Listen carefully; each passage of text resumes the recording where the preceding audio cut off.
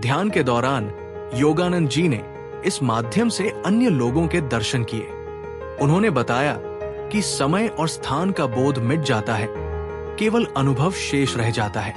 उन्होंने अपने कई शिष्यों को इस अनुभव तक पहुंचाया, जिनमें से कई ने ध्यान में समाधि की स्थिति प्राप्त की। तीसरा रहस्य, प्रेम और भक्ति का जागरण, divine love awakening. Yogananda ji ने ध्यान को कभी सूखा अभ्यास नहीं बनाया। उन्होंने कहा, यदि ध्यान में प्रेम नहीं है तो वो केवल अभ्यास है, लेकिन यदि प्रेम जाग गया तो वो ध्यान नहीं, एक ईश्वर से मिलन बन जाता है। उनके अनुसार ईश्वर तक पहुंचने का सबसे सरल मार्ग है प्रेम भक्ति, जिसमें कोई शर्त नहीं, कोई लालच नहीं, केवल समर्पण है। जब साधक ध्यान में बैठता है और ये कहता है, हे प्रभु, मैं कुछ नहीं चाहता, केवल तुझे चाहता हूं, तब वही शब्द ब्रह्मांड को स्पंदित कर देते हैं। योगानंद जी कई बार ध्यान में इतने प्रेम में डूब जाते थे कि उनकी आंखों से आंसू बहते थे, शरीर का कंपन और वाणी रुक जाती थी। वे कहते थे, ये भाव उस प्रेम का प्रतीक है जो आत्मा और परमात्मा के मिलन से जन्मता है। उन्होंने भजन, मंत्र और मौन प्रार्थना को ध्यान में शामिल किया। जब संगीत और मौन मिलते हैं तो चेतना एक नई ऊंचाई तक उठती है। कई शिष्यों ने स्वीकारा कि ध्यान के दौरान उन्होंने योगानंद जी की उपस्थिति महसूस की, एक शांत प्रेम, एक नई ऊर्जा के रूप में। ध्यान का ये मार्ग कोई दूर की बात नहीं है, ये रहस्य हमारे भीतर पहले से मौजूद है, बस ध्यान से उन्हें जागृत करना होता है। और जब एक साधक इन रहस्यों को अपनाकर नियमित साधना करता है तो उसके जीवन में बदलाव स्वतः आने लगते हैं। विचार शांत हो जाते हैं, शरीर स्वस्थ होने लगता है, रिश्ते मधुर हो जाते हैं और आत्मा मुक्त होने लगती है। ध्यान से चमत्कार तभी होते हैं जब ध्यान केवल क्रिया नहीं बल्कि प्रेमपूर्ण आत्म समर्पण बन जाए। परमहंस योगानंद ने जो मार्ग दिखाया वो केवल अनुभूतियों का मार्ग नहीं है, वो मोक्ष की सीढ़ी है। ध्यान जब साधारण से असाधारण की ओर बढ़ता है तो चेतना एक ऐसे द्वार पर पहुंचती है जहां भौतिक सीमाएं समाप्त हो जाती है। न वहां समय का बोध रहता है, न दूरी का। परमहंस योगानंद ने अपने ध्यान अभ्यासों के माध्यम से ऐसे अनुभव किए जो आम समझ से परे थे, चमत्कार जिनका कोई सांसारिक उत्तर नहीं था। एक दिन योगानंद जी ध्यान में बैठे हुए अपने गुरु श्री युक्तेश्वर जी के बारे में सोच रहे थे। वे मीलों दूर थे, लेकिन योगानंद जी की चेतना उनसे जुड़ गई। उसी क्षण उनके कमरे में एक दिव्य सुगंध फैल गई और एक तीव्र नीले प्रकाश में उनके गुरु प्रकट हुए, शारीरिक रूप में नहीं बल्कि चेतना की उपस्थिति में। बाद में जब उन्होंने पत्र द्वारा इस अनुभव की पुष्टि की तो उनके गुरु ने कहा, मैं जानता था तुम मुझे पुकार रहे थे। ध्यान में हमारा मिलन हुआ था। ये टेलीपैथी नहीं बल्कि चेतना का सीधा संपर्क था, वो शक्ति जो ध्यान से विकसित होती है। ध्यान का अगला चमत्कारी पक्ष है हीलिंग, अर्थात आध्यात्मिक चिकित्सा। योगानंद जी ने कई बार अपनी प्रार्थना और ध्यान के माध्यम से रोगियों को ठीक होते देखा। एक बार एक साधक जो लंबे समय से अस्थमा से पीड़ित था, उनके ध्यान सत्र में शामिल हुआ।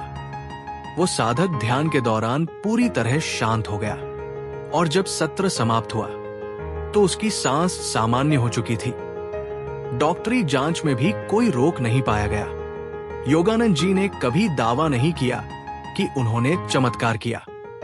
वे कहते थे, जब मन परम की लहरों से जुड़ता है तो शरीर में दिव्यता बहने लगती है, वो शक्ति स्वयं उपचार करती है। ध्यान से जुड़ा सबसे रहस्यमय अनुभव दिव्य दृष्टि था। ध्यान की गहराई में जब मन एकदम शांत हो जाता है तो साधक त्रिकालदर्शी बन सकता है, अर्थात भूत, भविष्य और वर्तमान को एक साथ देख पाना। योगानंद जी ने कई बार भविष्य की घटनाओं का आभास पहले ही कर लिया था। एक बार एक शिष्य जो अमेरिका से भारत आया था, चिंतित था कि उसका परिवार सुरक्षित नहीं है।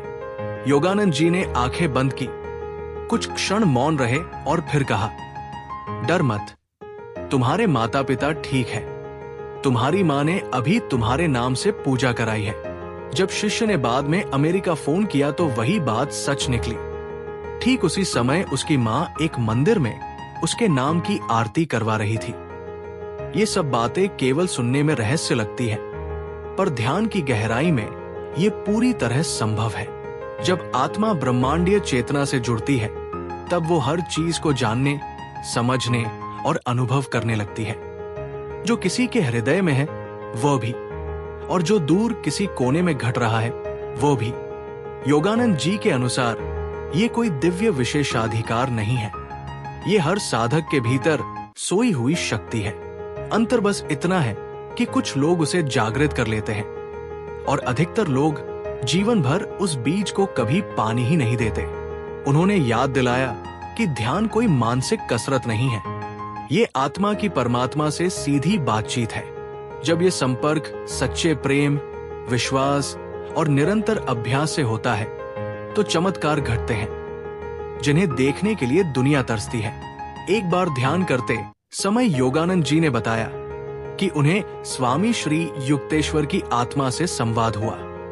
वे स्वर्गीय लोकों का विवरण सुना रहे थे, वहां की प्रकाशमय दुनिया जहां आत्माएं कर्म के अनुसार जाती है, जहां समय नहीं होता, केवल चेतना होती है। उस अनुभव ने योगानंद जी की समझ ही नहीं बदली, बल्कि उनकी पूरी ऊर्जा बदल गई। ध्यान से चमत्कार होते हैं क्योंकि ध्यान से आत्मा जागती है, और जब आत्मा जागती है तो वो ब्रह्मांड की सभी सीमाओं को पार कर जाती है। ध्यान की वो अवस्था जहां साधक अपने शरीर को भूल जाता है, विचारों की लहरें शांत हो जाती हैं और मैं और तू का भेद समाप्त हो जाता है, वही है समाधि। परमहंस योगानंद जी कहते थे, समाधि कोई कल्पना नहीं, ये वो अवस्था है जहां आत्मा अपने घर लौट जाती है।